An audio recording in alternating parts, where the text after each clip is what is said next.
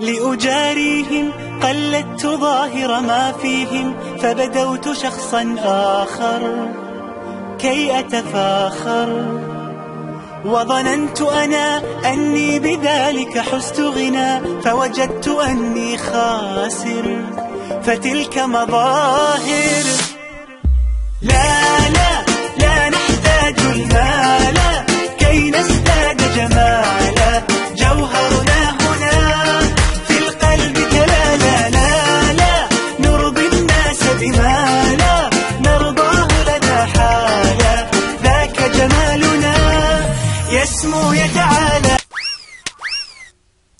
Assalamualaikum warahmatullahi wabarakatuh. Kami dari kelompok 2 akan mempresentasikan yaitu hakikat dan martabat manusia. Dalam bab ini terdapat 1. Kompetensi dasar, kemudian materi, rangkuman, evaluasi, dan daftar pustaka. Untuk kompetensi dasar, 1. Mahasiswa mampu memahami hakikat manusia. Kedua, manusia mampu memahami martabat manusia. Yang ketiga, mahasiswa mampu memahami hakikat dan martabat manusia. Materi, yaitu ada 2 materi, yaitu hakikat manusia dan martabat manusia. Yang pertama, hakikat manusia. Pengertian hakikat manusia, hakikat adalah kebenaran atau sesungguh-sungguhnya atau kenyataan yang sebenar-benarnya. Hakikat adalah kata benda yang berarti kebenaran atau yang benar-benar ada.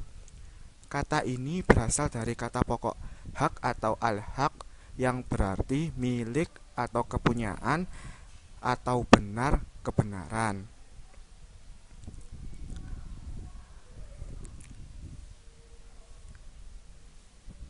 Dua, pengertian manusia. Para penganut teori psikoanalisis menyebut manusia sebagai homo volens atau makhluk berkeinginan. 2. Para penganut teori kognitif menyebut manusia sebagai homo sapiens atau manusia berpikir. Sedangkan dalam Al-Quran istilah manusia ditemukan 3 kosakata yang berbeda dengan makna manusia, akan tetapi memiliki substansi yang berbeda, yaitu kata bashar, insan, dan al-nas.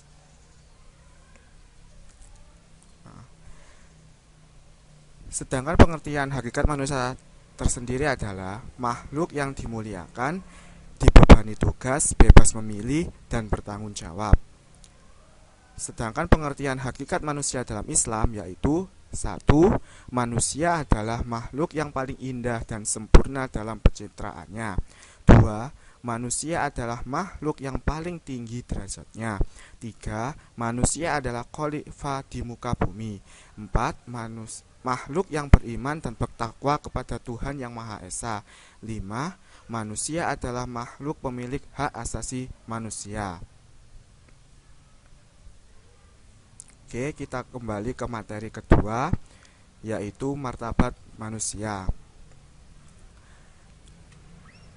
Menurut Kamus Bahasa Indonesia, martabat adalah harga diri atau tingkatan harkat kemanusiaan dan kedudukan yang terhormat. Sedangkan martabat manusia menurut Islam adalah martabat saling berkaitan dengan makom. Maksudnya adalah secara dasarnya makom merupakan tingkatan martabat seseorang hamba terhadap kholiknya, yang juga merupakan sesuatu keadaan tingkatannya seseorang sufi di hadapan Tuhannya pada saat dalam perjalanan spiritual dan beribadah kepada Allah Subhanahu wa Ta'ala. Makom ini terdiri dari beberapa tingkat atau tahapan seseorang dalam hasil ibadahnya yang diwujudkan dengan pelaksanaan zikir pada tingkatan makom tersebut. Secara umum dalam thariqat Naqsyabandi, tingkatan makom ini jumlahnya ada 7, yaitu taat, sabar, wara, tawakal, tawadu, ridho, dan fana fillah. Jadi Manusia telah dianugerahi potensi yang sempurna untuk hidup di dunia, yaitu akal, nafsu, dan kolbu. Akal diarahkan kepada alam melalui proses tafakur, sehingga manusia dapat menguasai ilmu dan teknologi sebagai pelaksanaan tugas kekhalifahannya, dan manusia mempunyai hakikat, martabat, serta tanggung jawabnya masing-masing.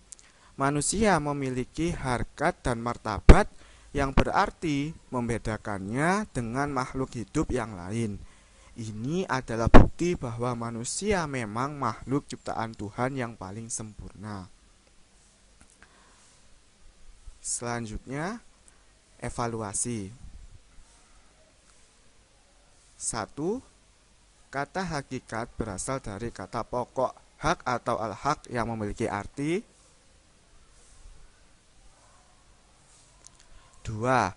Apa pengertian manusia menurut penganut teori psikoanalisis, para penganut teori kognitif, dan menurut Al-Quran? 3. Sebutkan hakikat manusia dalam Islam. 4. Martabat menurut Kamus Bahasa Indonesia adalah. Dan yang kelima, martabat manusia menurut Islam saling berkaitan dengan makom. Maksudnya adalah.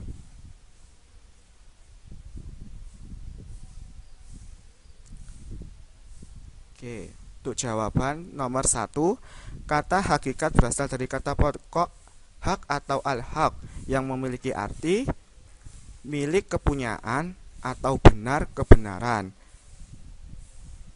Soal kedua, apa pengertian manusia menurut penganut teori psikoanalisis? Menyebut manusia sebagai homo valens atau makhluk berkeinginan, sedangkan para penganut teori kognitif menyebut manusia sebagai homo sapiens atau manusia berpikir. Sedangkan dalam Al-Quran, istilah manusia ditemukan 3 kosakata yang berbeda dengan makna manusia, akan tetapi memiliki substansi yang berbeda, yaitu kata bashar, insan, dan al-nas. Jawaban nomor 3, sebutkan hakikat manusia dalam Islam. 1. Manusia adalah makhluk yang paling indah dan sempurna dalam pencitraannya. 2. Manusia adalah makhluk yang paling tinggi derajatnya. 3. Manusia adalah khalifah di muka bumi. 4. Makhluk yang beriman dan bertakwa kepada Tuhan yang Maha Esa. 5. Manusia adalah makhluk pemilik hak asasi manusia. Nomor 4, martabat menurut Kamus Bahasa Indonesia adalah harga diri atau tingkatan harkat kemanusiaan dan kedudukan yang terhormat. Nomor 5, martabat manusia menurut Islam saling berkaitan dengan makom. Maksudnya adalah, secara dasarnya makom merupakan tingkatan martabat seseorang hamba terhadap kholiknya, yang juga merupakan sesuatu keadaan tingkatannya seseorang sufi di hadapan Tuhannya pada saat dalam perjalanan spiritual dalam beribadah kepada Allah Subhanahu wa Ta'ala. Sekian presentasi dari kami.